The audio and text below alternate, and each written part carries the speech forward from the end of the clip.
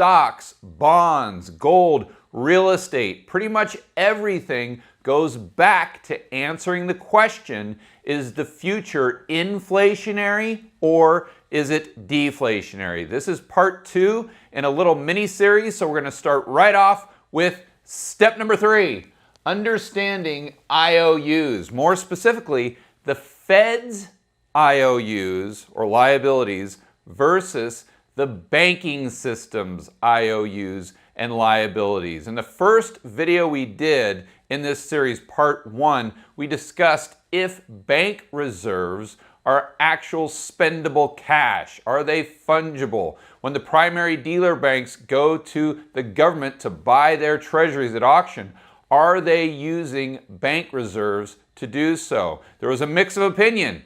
We had Brent Johnson and Steve, the Bond King, Van Meter on one side. Then we had Luke Groman and Lynn Alden on the other. But now I want to take it a step further, give you my opinion, and quite frankly, I think that we are all asking the wrong question. Our focus shouldn't really be on the bank reserves and the cash and if they're able to buy bonds or assets with these bank reserves, but more so on understanding the difference between the bank's liabilities, the liabilities in the banking system, the IOUs, and the IOUs on the Fed's balance sheet. Let me explain. It goes back to the main keys that we need to focus on to understand this question, and that's the amount of currency units, how quickly those currency units are circulating,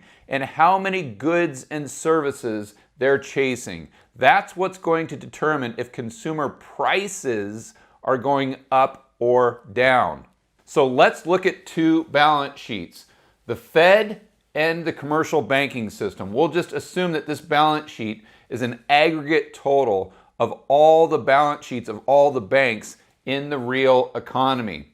The liability side of the banks are the deposits. Those are actually IOUs to the entities and individuals that hold these accounts, just like businesses and you and I, the average Joe. Your checking account at your bank, whether it's with Wells Fargo, B of A, it doesn't matter. There's nothing in there. Nothing. There's zero. If it was a box and you looked in that box, it would be completely empty.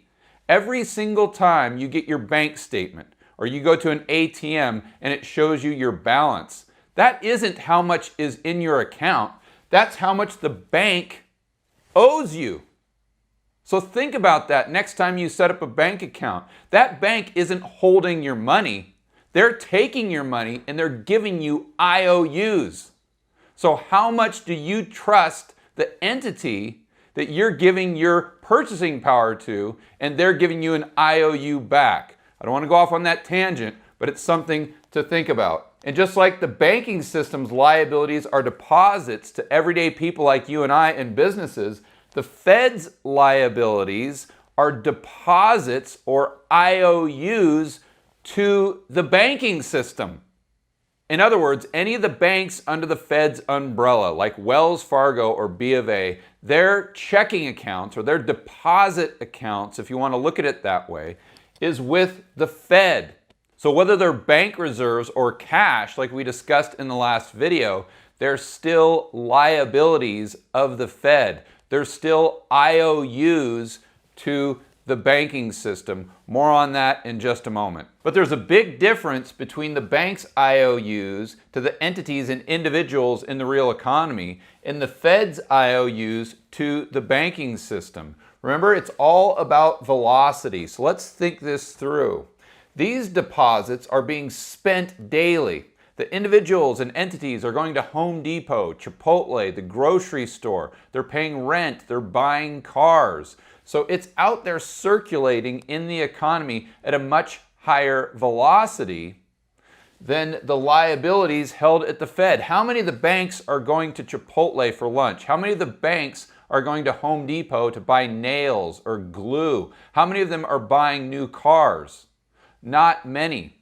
So again, my point, the takeaway that you have to understand is these liabilities, the deposits in the banking system, are moving at a higher rate of speed. There's higher velocity than the liabilities or the IOUs from the Fed to the banking system. So if we're trying to figure out whether the future is inflationary or deflationary, we have to get hyper-focused on what's happening to the deposits in the banking system. Are they increasing or are they decreasing? And we're going to walk through a bunch of scenarios so you can start thinking about this on your own. But one more thing I want to mention is that the Fed's BS doesn't change. And you could be saying to yourself, well, duh, George, I know that. The Fed's always full of BS.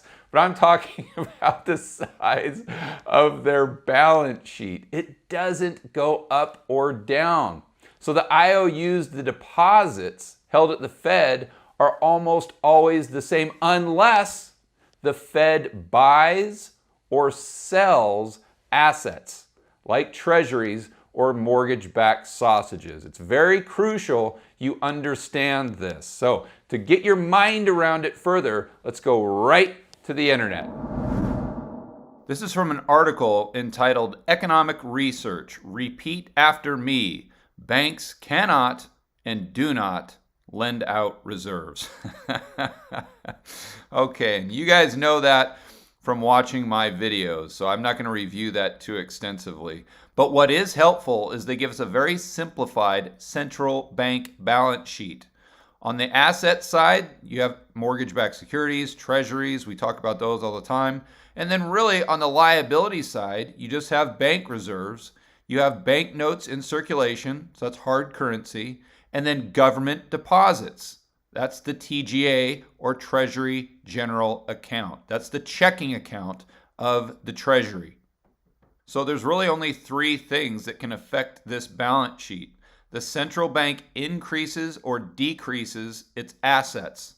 That means buying or selling financial assets like mortgage-backed sausages and treasuries. Number two, the public could decrease or increase the amount of cash, hard currency, banknotes it wants to hold. So if the public didn't want to hold cash anymore and they gave it all back to the Federal Reserve, since that's an IOU, that's a liability of the Fed, their balance sheet would decrease. If for some reason everyone wants to use cash, which I think would be great, then the Fed would have to create more cash and therefore a liability of the Fed, and that would be an increase to their balance sheet. Number three is the government reduces or increases its deposits at the central bank, which is the TGA that we talked about, because it makes net transfers to or receives net transfers from the private sector. And net transfers, just a fancy way of saying the government is getting money by either taxes or selling treasuries. But I want to point out that although 3 affects the amount of bank reserves in circulation, it does not affect the size of the Fed's balance sheet. So even if the government spends all of the deposits in its account, those deposits don't go away. They just get transferred from the TGA, which is a liability of the Fed, to the banking system or bank reserves or bank cash, which also is a liability of the Fed. Again, the Fed's balance sheet does not change in size. The main takeaway is the only thing that changes the size of the central bank's balance sheet is the central bank themselves selling or buying assets or more or less currency in circulation. So what would happen if money was spent in the economy? If Joe goes to business XYZ and buys $100 worth of stuff, Joe banks at B of A in the business Wells Fargo. The only thing that would happen is the $100 of digital units of measurement that are held on the Fed's balance sheet, the liabilities of the Fed, would go from B of A to Wells Fargo. But the size of the balance sheet wouldn't change. But let's take it a step further. What if taxes are being paid? So Joe owes the government, your drunk, insolvent Uncle Sam, owes him $100. The same thing.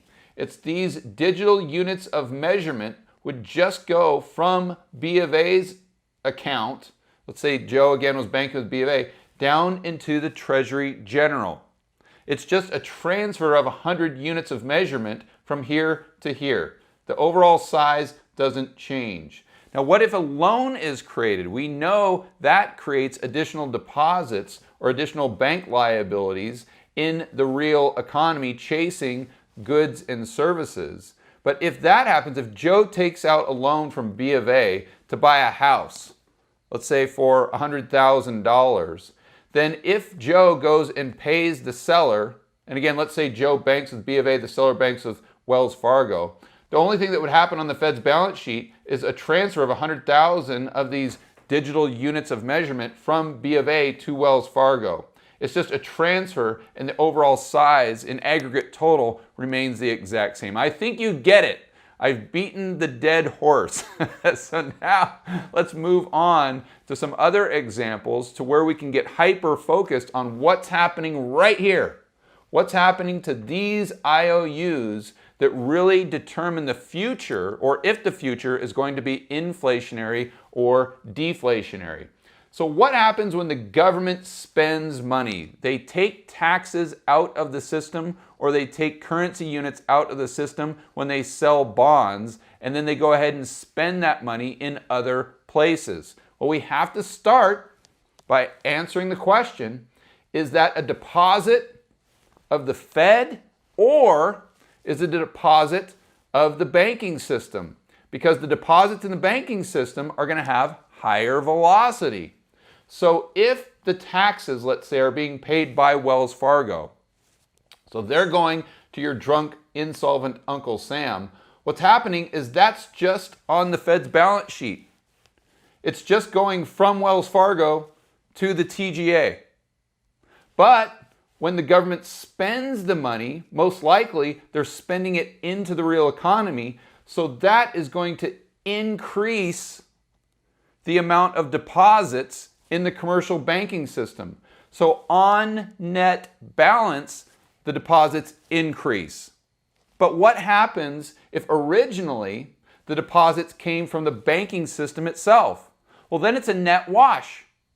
Because let's say the $100 that's being paid in taxes are going from these deposits to the government and then just right back to these deposits. You see how that's a net wash, but if the deposits are coming from the Fed, then the increase in deposits in the commercial banking system is a net increase. What about quantitative easing? That's what we talked about in the last video, and it really depends if the Fed is buying the assets from a non-bank, meaning the average Joe or a business, or a bank that has an account with the Federal Reserve. So let's think this one through. So if Wells Fargo has a treasury, the Fed buys the treasury from them, the only thing that happens is there's additional reserves that go into Wells Fargo account. So then the size of the Fed's balance sheet would increase, but nothing happens over here. Absolutely nothing, because it's a transaction from a banking entity with the Fed. But if the Fed buys those treasuries from XYZ business, now the Treasury goes from their balance sheet over to the Fed, and the Fed increases the deposits for XYZ business. You see what's happened? In fact, I'll ask you the question, the viewer. What happens to the deposits in the commercial banking system? They increase, right? Because if they're selling a treasury worth $100, let's say, to the Fed, then they have to be compensated somehow. It has to go into their deposit account. So in essence, what they're doing is they're trading treasuries for an increase in their deposit account of $100. So let me say it again just to be very, very clear. If the Fed is doing quantitative easing with the banking system, it does not affect the deposits in the real economy. If the Fed is doing quantitative easing with entities or individuals, meaning they're buying those assets, mortgage-backed sausages or treasuries, from entities or individuals, then it is increasing the deposits in the commercial banking system or in the real economy, chasing goods and services. And to take a deeper dive into how this works, let's go to the Bank of England's 2014 report on how money is created. The link between QE and quantities of money. QE has a direct effect on the quantities of both base and broad money because of the way in which the bank carries out the asset purchases. And this is key. It's what we just talked about. The policy aims to buy assets, such as government bonds, mainly from non-bank financial companies. So that would be the average Joe or business XYZ on our whiteboard example, such as pension funds or insurance companies. Consider, for example, the purchase of $1 billion in government bonds from a pension fund. The pension fund does not hold reserve accounts with the Bank of England. The commercial bank with whom they hold a bank account is used as an intermediary. The pension fund's bank credits the pension fund's account with $1 billion of deposits. Again, it's an IOU, in exchange for the government bonds. The Bank of England finances its purchases by crediting the reserve to the pension fund's bank. So let's check out this diagram. We've got the balance sheet of the pension fund, the central bank, and the commercial bank involved in the transaction. The government debt starts off as an asset on the pension fund's balance sheet, which they sell to the central bank, so it goes on to their balance sheet as an asset. Then what happens with the commercial bank is the central bank credits their account by an additional $1 billion, so their reserve account grows by $1 billion, and then the commercial bank credits the account of the pension fund by the same $1 billion. So the reserves increase by $1 billion, the deposits increase by $1 billion. The government debt goes from being an asset of the pension fund to an asset of the central bank. But the key here is to notice the deposits in the real economy have increased, but that's because the central bank in this scenario purchased the assets from a non-bank entity. If they would have purchased the assets from the commercial bank themselves, the only thing that would have changed are the amount of reserves. The deposits in the real economy would not have changed at all. And the third thing that really affects the amount of deposits in the real economy chasing goods and services is if a bank buys or sells an asset to a non-bank. So let's think this one through. If Joe wants to buy this treasury that the bank has as an asset, so the bank owns this treasury, they want to sell it to Joe. So Joe gets this treasury. It goes from the balance sheet of the bank onto Joe's balance sheet. But then the deposits would decrease because Joe has to pay for the treasury he just purchased.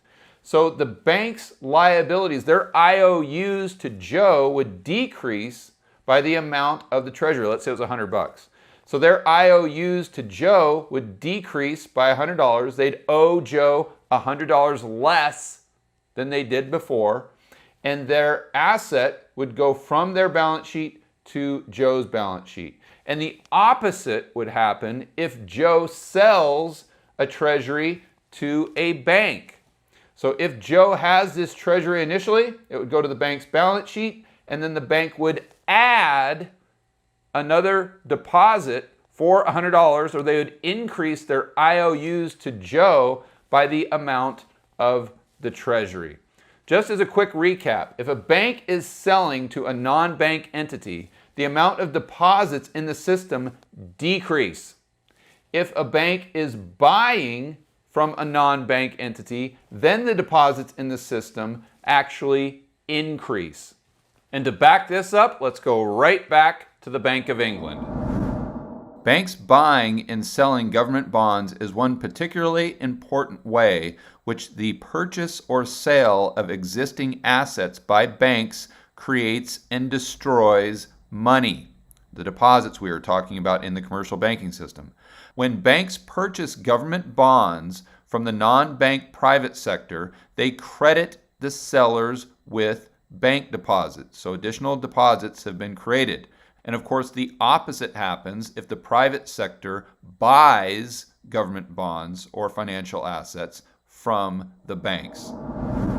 So if you want to predict the future, to determine what's going to happen with the dollar, the stock market, the bond market, interest rates, gold, real estate, you've got to start by focusing on the commercial bank's deposits. Are they going up or down? That's the only way that you're going to determine if the future is inflationary or deflationary. And if you think you've got your head around how this works, first and foremost, I'd like to congratulate you, but I'd also like to remind you there's one more piece of the puzzle.